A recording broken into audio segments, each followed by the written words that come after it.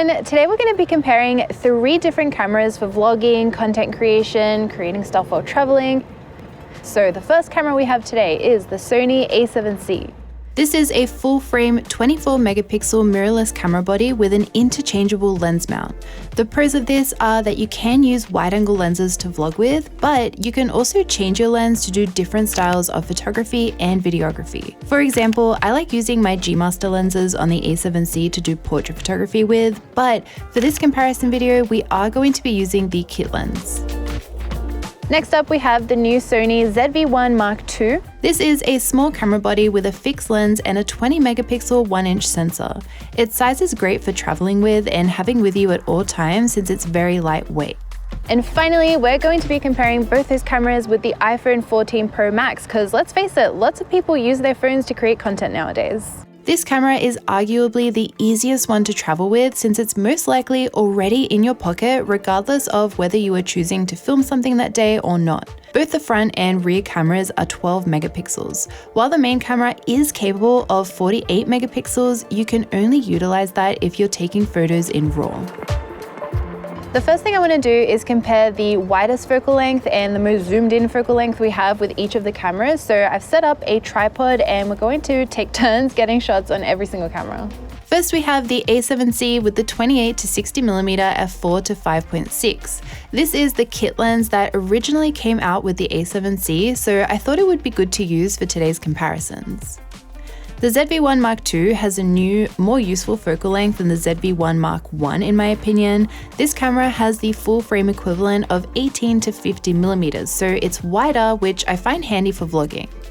With iPhone, we have 2 options for a wide-angle lens. First, we have the standard lens, so I'm going to show you that first, and we also have the super wide-angle lens as well, so I'll show you both of them. Finally, the 14 Pro Max features 3 optical focal lengths.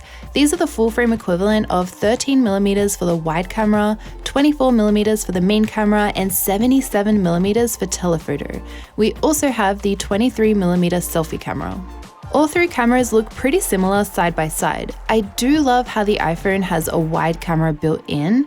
On the a7C, you could purchase a different lens to achieve this look, and on the ZV-1 too, there will most likely be third-party wide-angle converters that can be used for a wider field of view. I love vlogging! So now let's test out the vlogging capabilities of these cameras. I'm going to start off with the a7C, and as you'll see, I'm not directly holding the camera. You'll always have the most stable looking footage if you have a point of contact that's not directly on the camera. So I'm using these little tripods on the same one on every single camera. The other thing to keep in mind is that I am recording with auto white balance for all the cameras as well, so do with that information what you will. So first of all, we have the a7C with the kit lens. So at the widest end, we have 28mm on this full frame mirrorless camera. So as you can see, I am totally outstretching my hand, and this is the frame we can see. It's a little bit close up. You can't see a huge amount of the background, but that is what's good about having an interchangeable lens camera. You can use whatever lens suits your needs. So you can also use something wider, like an 18mm, for example. That's what this footage looks like right now with an 18.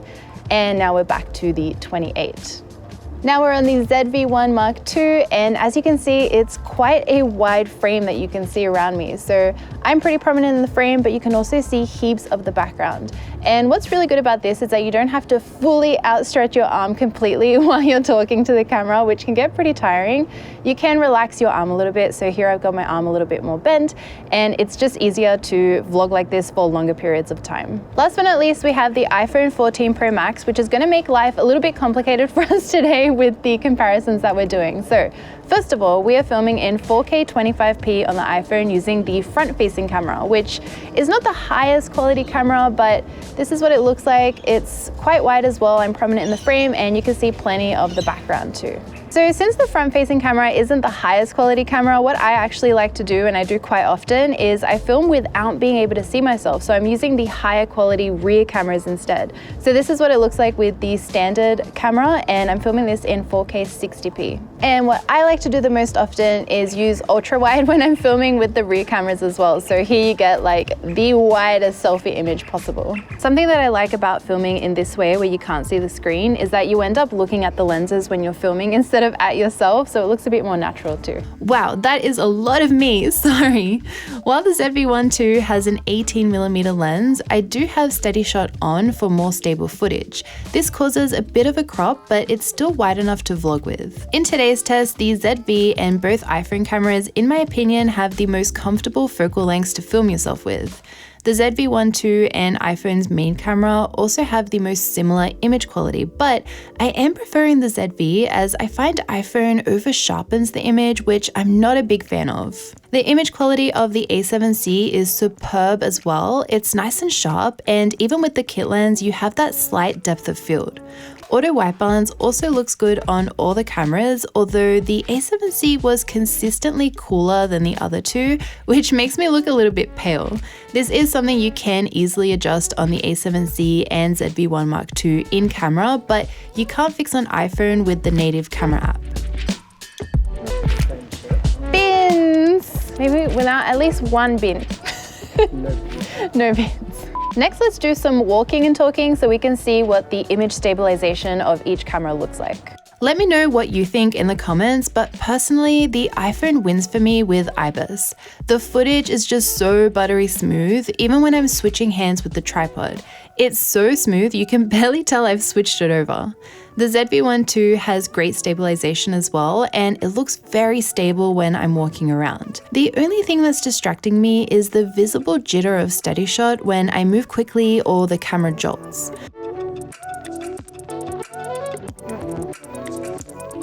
Finally, the A7C. While it has IBIS, at 28mm you can really see the movement and jolts of each of my footsteps.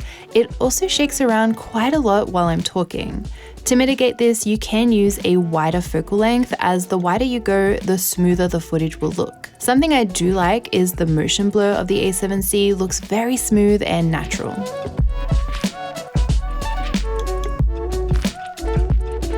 I was running out of light thanks to daylight saving, so this is on a different day, but now let's test out the microphone of each camera. Before we listen, I have a disclaimer about the ZV-1 Mark II. I had the audio set to auto, where it says it will switch sound pickup directionally based on subject recognition and tracking. It also says in other cases it will pick up sound from all directions. However, what you will be hearing is just the rear mic, even though my face is in the frame. I'm not sure why it didn't switch to the front mic. I'll have another microphone example right at the end of these on location tests so you can have a better idea of what it sounds like. So first of all, what you're hearing throughout this video is my lav mic, so that's what that sounds like now. Now let's switch over to the A7C. This is the internal microphone, and I'll just talk for a little bit so you can get a feel for how it sounds like. And yeah, that's what the A7C internal microphone sounds like. Next, we have the microphone of the ZV-1 Mark II. So this is the internal mic. By the way, there is quite a loud road that you can hear in the distance. So we'll see how much my voice cuts through on each of these clips from the different cameras versus how much background noise you can hear as well. Last but not least, we have the iPhone 14 Pro Max. So again, just talking so you can hear what that sounds like. By the way, all these cameras you can use an external microphone with, even the iPhone, but just for the sake of this test, we're going to only be checking the internal microphone. Another microphone test I want to do is the ZV-1 Mark II has a cool feature where it can record audio in all different directions. So if you're filming away from the camera and towards the camera, it should ideally sound the same. So we're going to test that out. So we're going to start off with the A7C filming the background, and I'll continue talking as I flip this around so we can hear what that sounds like.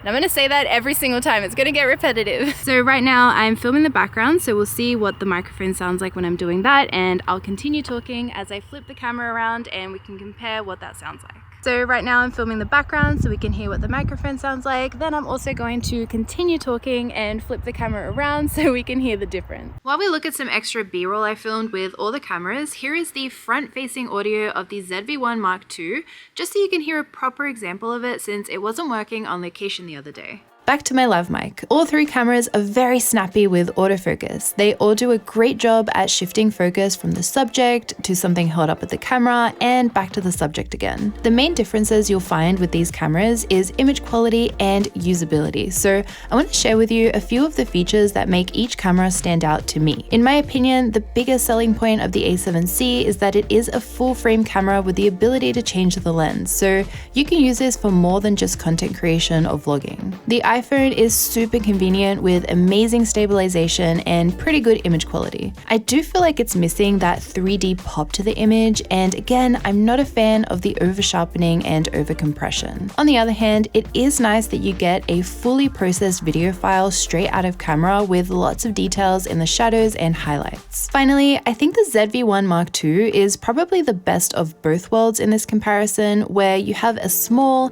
convenient camera that you can dedicate to content creation, but you have that realistic image quality where it's sharp enough to see all the details without being overdone. That is all I have for today's comparison between those three cameras. I'd love to know what your thoughts are down in the comments below, if you have a preference for one of them out of all three. But as always, thank you so much for watching. I make new videos every single week, so I'll see you all next time. Bye!